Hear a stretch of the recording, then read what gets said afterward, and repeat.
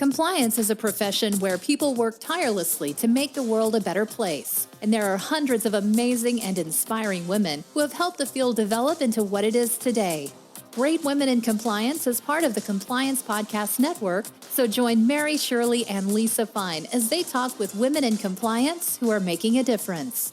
Welcome to the Great Women in Compliance podcast hosted by Lisa Fine and Mary Shirley. I'm Mary Shirley, and today I'm pleased to have Fabiana Lacerca-Allen, who is the SVP of Compliance at Aimmune Therapeutics. Fabiana, welcome. Please tell us about your background and how you got to your current role. Thank you, Mary. Good morning and good afternoon to everybody else listening from somewhere else. Thank you so much for the opportunity. It's always good to talk to you. And it's always good to talk to a fellow top mind. So I started in compliance long time ago. I think my first compliance lesson, Mary, I got in Argentina a long time ago. That's where I grew up. I grew up in Argentina during the military dictatorship. And my father, together with many others, were part of the first democratic government of President Alfonsín after the dictatorship. So during those years, when I was around 6 years old, we had the first attempted kidnapping because obviously my father was opposing the dictatorship. And I remember going to him and asking him, Daddy, I don't want you to die. I don't want to die. I was hoping that he would say, oh, don't worry, Fabiana, nobody's going to die. But instead, he gave me my first compliance lesson, which I didn't know at the time, of course. But he sat me down and he said, oh, Fabiana, we're all going to die, so don't worry about that. Worry about what you're going to live for, because there's some things worth dying for. But for everything else, you need a plan.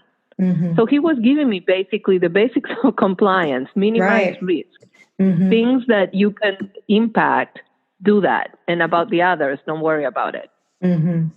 So that's when I went to school, Mary, and they were asking, what do you want to be when you're an adult? And I remember one of my friends said she wanted to be a tree, so she didn't want to have to talk to anybody. And when the teacher gets to me, I say, a queen. And she said, a queen? Why? I said, well, I'm going to put the bad people in jail, the good people. I had a plan given the circumstances we were living in. And she says, well, you cannot be a queen. What else do you want to be? And I said, a lawyer, for the same reasons. So now my team gave me a T-shirt that says compliance only second to being the queen. But truly, that's when my calling started, about making a difference and about doing what's right and minimizing risk. Great story to start off with. And so tell us a little bit more about your compliance journey. So after you decided that you wanted to be a lawyer and you got started, what was your path? So I became a lawyer. Then I came to the United States to attend UCLA to do an LLM. Then I wrote my thesis on international environmental law. Then I started working in a law firm and went in-house. And my first few roles were strictly legal. But then the OIG guidelines came out, and now I'm dating myself, and I've been doing compliance for so long, Mary. But my supervisor at the time said, these new OIG guidelines came out. Who wants to do something about it? And my mom had taught me that anytime you want to learn something, put your hand up. And that was one of those moments. I said, I'll do it. I'll look into it and I'll, put something together. And I all of a sudden became the expert, the OIG guidelines expert. So at that time, I was doing legal and compliance roles, which was very typical at the time. It was the very, very beginning of compliance, although compliance has to do more about leadership and ethics and integrity and putting together common sense programs that are sustainable in the future and that are inclusive and include more than just the U.S. perspective. This was the very beginning of that journey.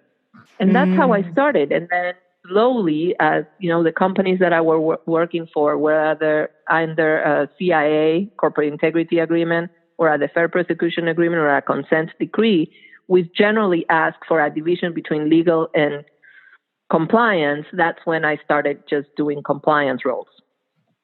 I love what you said there about the volunteering to put your hand up. And what I've realized is whenever there's something new, no one is the expert, right? But as soon as you put your hand up and you are the one that's doing research within your company and you're starting to make views and talk to other people at different companies who have got the same task of finding out about this new area, suddenly you are the expert and you are the go-to person. So if you're looking for something that you can really excel at, keep an eye out for the new things that come along. GDPR is a great recent example. And then turn yourself into the subject matter expert and the go-to person, and suddenly you add a great deal of value to yourself within the company. Absolutely, Mary. That's great advice. And I believe in it because that's number one, it's the only way to learn. But it's also the only world, to keep adapting to a changing world. And, curiosity, intelligence are important. Work ethics is very important. But also taking the time to learn is fundamental because the world is evolving so rapidly around us. Totally agree. You've also mentioned working for companies that have had some interesting compliance challenges under corporate integrity agreements and so on. And, you mentioned dating yourself, but really when I look at your type of resume and I think, good grief, like this woman has so many super senior roles in pharmaceuticals. I want to be just like you when I grow up and just have loads of really great experience behind me. But tell me about some of the key risks that companies have in the world of pharma. It's such a heavily regulated industry.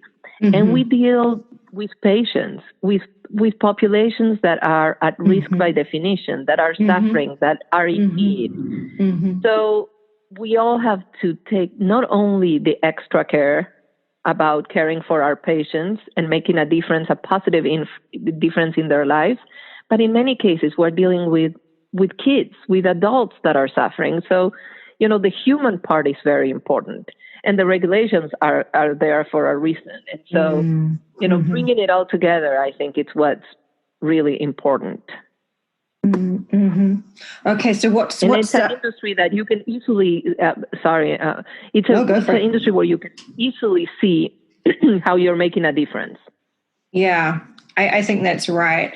We're in related industries with me in healthcare, and of course the patient care is such a key priority. But what I also find when you work in companies like ours is that, no matter what the benefits of your particular job or the company may be from a human resourcing standpoint, there is such a great deal of fulfillment and satisfaction in terms of knowing that you're perhaps indirectly a lot of the time for compliance, but still hugely involved in is helping fellow human beings and adding to the quality of life of others.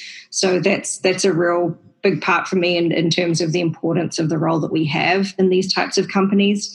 I'm wondering if you could share a little more in terms of so, for example, in healthcare, we have certain risks that are key for us. So in the United States, some of our big ones would be reimbursement integrity, anti-kickback type issues, false claims issues. Those are sort of perennially big ones for us. Does it look similar in pharma, or do you have other areas of focus? It looks very similar. I think that it has to do more with leadership in compliance, that specific industry you're in. There are, of course, some things that are very specific to whatever industry you're in, but the majority of them have to do with what kind of leader you are, what kind of tone at the top you have, what kind of conduct you and your employees have, what kind of culture you have. We deal with everything in the pharma world, from clinical trials to FDA to you name it, we have it. But I don't think that that's very different in other industries. Yeah, a lot of the what I find that the key risks are in the healthcare space in terms of things, as you say, like clinical research type areas. Essentially, a lot of them come back to improper inducement, which is what we see in most industries in terms of a key risk factor in the compliance program. And of course, I talked a little bit about just before the American risks. Even though I'm foreign, I shouldn't forget about the international scope as well, the so-called rest of world. We have FCPA is a big one out there for us as well. So interesting. Seems like there's a lot of overlap is what I'm hearing from you. Absolutely. I think, it all boils down to integrity. It all boils down to tone at the top and to the culture of an organization. Fantastic. And so changing gears a little bit, will you tell us about a compliance project that you've been innovating on this year and that you would recommend other companies consider doing? This year is so unprecedented and so different from anything else that anybody could have envisioned. If 3 months ago you would have told me that anything like this was going to be happening, I would have said you're drinking too much or whatever you're taking is not good for you. So I think that we all learn from this experience that the most important thing that we should all be working on is on our enterprise risk management, on our risk assessment, on our crisis plan, on how you're going to address situations that are totally out of the norm and totally unprecedented. I think that to me is the most important thing I've been working on this year, and that for sure is going to help me in years to come. Hopefully not in a situation like this one, but any situation that is somewhat unprecedented and somewhat unexpected can have these type of effects, not only on your employees, but on your patients, on your communities, your families, your employees. And so have you found that you've had to adjust your crisis response plan in light of what's happened and make adjustments to take into account these new circumstances? Absolutely. Everybody had to. Because no matter what, we could not expect this. It was, we lived something similar maybe 10 years ago, 13 years ago with the avian flu threat, but it was not even close to what we are seeing today. The type of crisis is different. Crises we all have been through, and there are some that are not as unprecedented as this one, and some that don't have the impact that this one. I have never seen one this kind. Right. Yeah. Hopefully once in a lifetime. Yeah, hopefully. And we talked about your considerable leadership experience. Will you share with us what your leadership philosophy is? Oh, absolutely, Mary. I love that question because I think that no matter how good your compliance program is, and by now we all should have really robust compliance programs in place. We've done it for long enough that, it's how you execute, it's who you have. It's, are you having the right people in the right place, having the right conversations? So I think that the biggest strength of any compliance program has to do on who are your leaders. And to me, few years back, and this was published by The Guardian, I was talking to somebody about basically what are the leadership characteristics? How do you choose the people you work with? And I said, I look at them and think, would I be kidnapped with them? And that became such an interesting phrase because it was published, a few times and people had a lot of discussion with it. And I always explained that was my experience. And so my experience growing up was, who do I want around me? If I'm in a desperate place, if I'm in a crisis, if I'm in a difficult situation, who do I want with me? And by that time, I also was in a school that was teaching us literature, and we were talking about the poem from Rudyard Kipling, If You Can Keep Your Head When All About You Are Losing Theirs. And I figure that that's one of the great characteristics of a leader, at least somebody that I would want around me. So my leadership philosophies always have people around me with strong emotional intelligence that can keep calm in a crisis, that can think strategically, that are charismatic and can take individual decisions but consider the team, that are loyal, that are trustworthy, that are high integrity, and that more importantly have the courage to do what's right, which is not always the easiest path. And so I try to lead by example, and I try to be a leader that I admire and respect with those characteristics. And these are the people that I like working with me. And by the way, Mary, for the record, I would definitely be kidnapped with you. I hope we're never in a crisis like that. You're so but funny. I know you and I would make a great team because I think that's right. We have the same leadership style. We have the same high values characteristics, and we definitely have the courage to make a difference. I agree. And I think if we can, from what I can recall, I think you've had 3 attempts made to kidnap you from your youth, if I remember correctly. So for those who may not be able to relate so much to that analogy, I think we can adapt that to topical times and say, who would you be willing to be in a coronavirus lockdown with to relate? I love it. Yes, exactly, Mary. It applies to any crisis situation. Who do you want to go to any tough situation with? Who do you want around it? Yes. And I think that if we do that right, we are better off. No matter how good your compliance plan is, no matter how good your risk plan is, no matter how good your enterprise risk plan is how you execute it and who do you execute it with. And so who is your team is vital. So I have to say also, for the record, I work with some of the most amazing compliance professionals I've ever worked with. There are definitely few people in my team I would go anywhere with, and we would be great. Excellent. And, speaking on that topic of surrounding ourselves with people, you've been recognized for contributing a lot to your community as a mentor. How do you best foster your mentorship relationships to ensure that the benefits are maximized for both parties?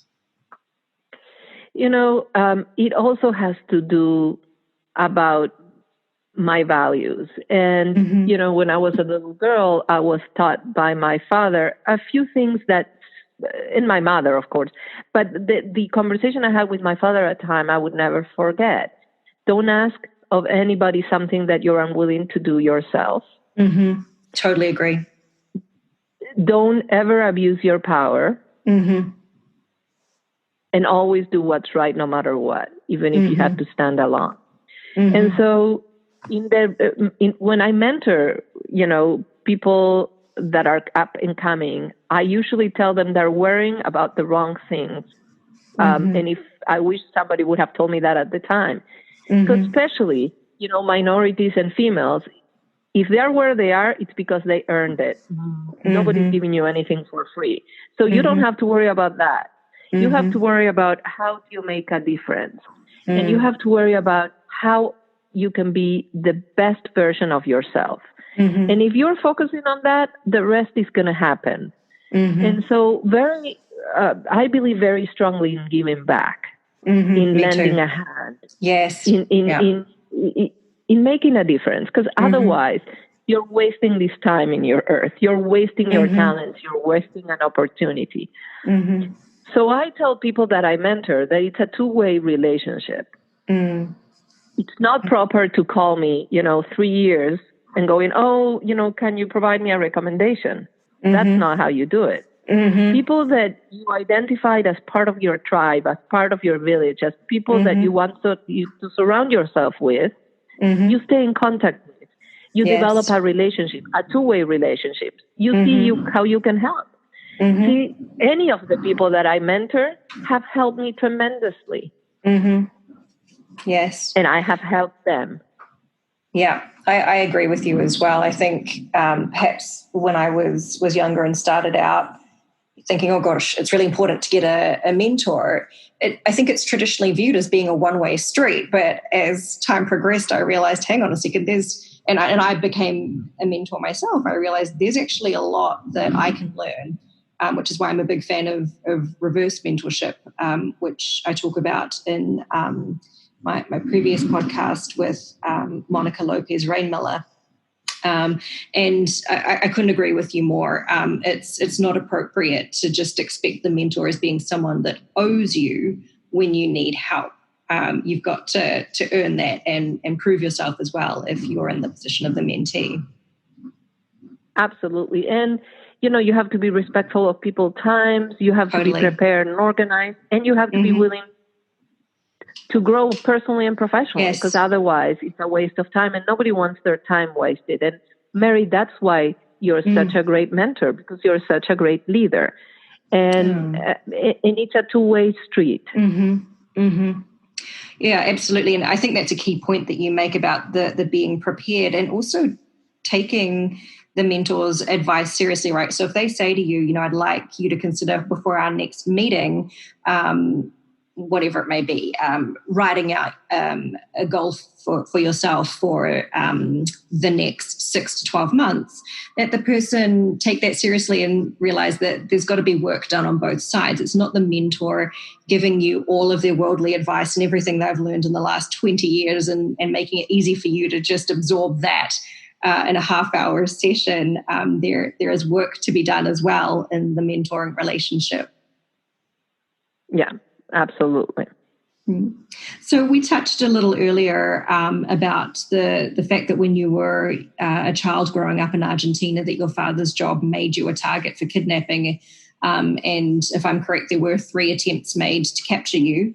As a woman, what are some of the techniques that you deploy to this day to look out for your physical safety when out at night yourself or traveling alone, which for me is a pretty big thing in compliance. We travel a lot, and it's not like you bring your BFF along to an investigation on the other side of the world every time you need to travel. So we often, in my opinion, or at least in my experience, find ourselves traveling for work alone. What are your tips? Mary, I think that the most important thing is follow your instinct.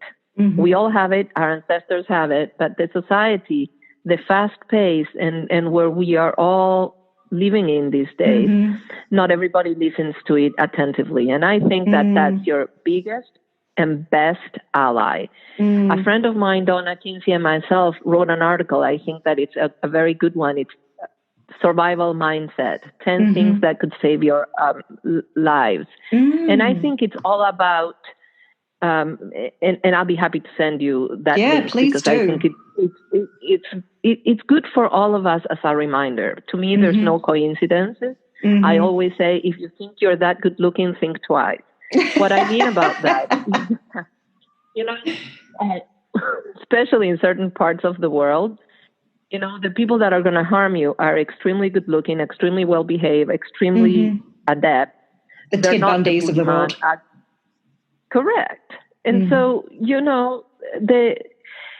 have to be alert. If somebody falls in love with you immediately, that's a red flag right there. So that's why I say, if you think you're that good looking, think twice, because you have to be more suspicious. You have to be alert. You have to follow your instinct. If something doesn't seem right, it's not right. And, don't travel around the world to make new friends. That's not wise. Make new friends where you are safe, where you know where you're going, where you know where things are, where you understand the language, where you understand the cues. Because, for me, if I see something off in Argentina, I would recognize it immediately, because I know what's off and what's not. There was actually a study, and I read it a few years back. It made total sense. If you have 2 soldiers trained the same way, with the same techniques and everything, one of them saved himself and said stuff like, the silence was too eerie. Something was off. It's intuition. They cannot explain exactly what happened, but something alerted them and they're paying attention. And then you have, women that are attacked, and you ask them and they said, yeah, I felt weird, but, I did not want to sound crazy, or I didn't want to be rude, or I didn't want to, And so they're not listening to their intuition. They're actually acting against it. So I think that the best thing that we can all do is be alert, always. Because nobody can take better care of yourself than you, period. Nobody wants you more alive than you, hopefully. And so, you need to take care of yourself. So when I travel, I am boring as hell, Mary. I don't go out. I don't put myself in places where I'm not familiar with. That's the place to order in your hotel room, get a great bath, read the best book, always follow your instinct, always be alert, and remember that there's no coincidences. If you see somebody twice, they're following you probably.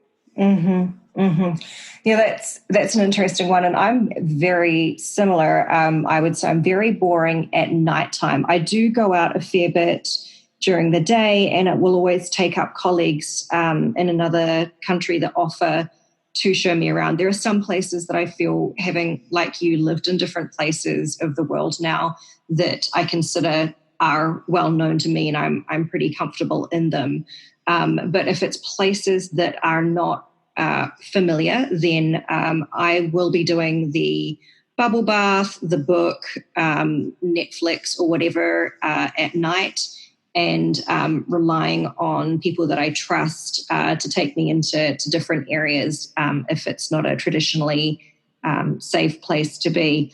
And I just have one sort of granular, quite specific tip for travelers. If you're in a hotel and in an elevator, there is nothing wrong with asking others what floor they're on, and push it before you enter your own to help prevent, if you have suspicions of someone that's going to follow you afterwards, press all the buttons and don't get out if you don't want to. If you're feeling nervous or worried, stay in the elevator, go back down to a public floor and ask a member of the staff to escort you to your room if you're feeling very uncomfortable. Because I think, as you say, Fabiana, if you're feeling uncomfortable, that's probably not to do with the food that you ate earlier that day. It's probably because something's up and you're registering it, your brain has registered it, your tummy has registered it in terms of the intuition side of things, and you need to address it. And even if you feel like a fool for going back down in the elevator, better paranoid than dead.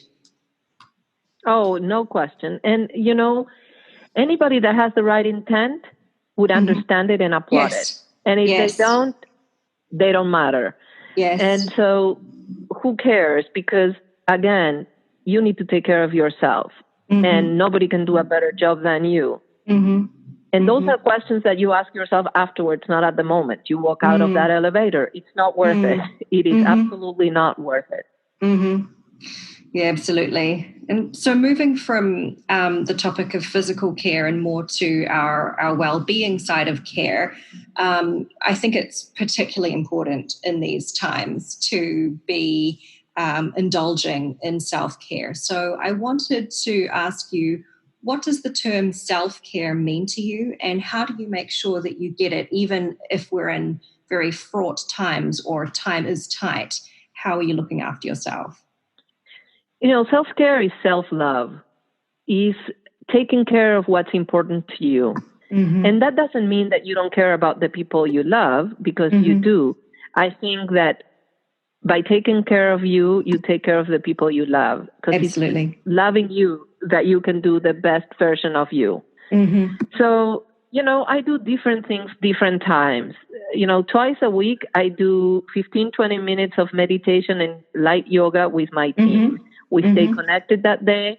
That way, we count our blessings. We are thankful for all our blessings and opportunities, and we connect with each other. I also do that by myself. I also find time to read a book, to do things that are important to me, to drink a good glass of wine, to go see a sunset, to go for a walk, to take time to do what's important to me. And that changes, depending the circumstances, depending on where we are. Yes. Right now that we are all in, shelter at home times, and we don't know how long this is going to be, it's been a great opportunity to take a few minutes for yourself every day, no matter who's around you. And it's sending the right message. Loving yourself is telling others that you love them deeply because you want to be the best you can be. That's fantastic. Well, thank you for sharing that, Fabiana. It's been wonderful having you on the show today. And I'm just going to wrap up with a quick point about incentives. So we know that the Department of Justice has said that compliance programs need carrots as much as sticks. And if you're interested in any reading on this, some of the best reading that I've seen on the incentives topic for compliance programs is in Tom Fox's writing. So look it up if you're interested. So I wanted to share some research regarding interesting complications of awards in a school setting that could very well translate to the workplace for us in our compliance programs. So in the Harvard Business Review recently, they shared information about a field experiment with over 15,000 students who had perfect attendance in a previous period during the autumn, or as we would say in America, fall. The students got split into 3 groups in January. So the first group received a letter saying that they would receive an award if they missed no days of school in February.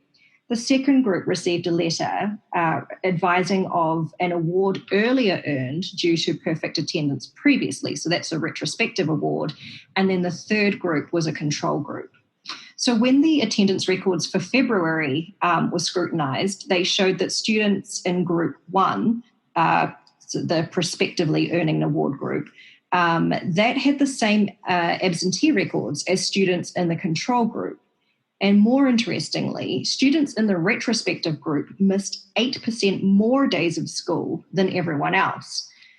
The explanation identified by researchers is that the awards may have inadvertently indicated that the desired behaviour, in this case that of perfect attendance, was neither the norm or really expected.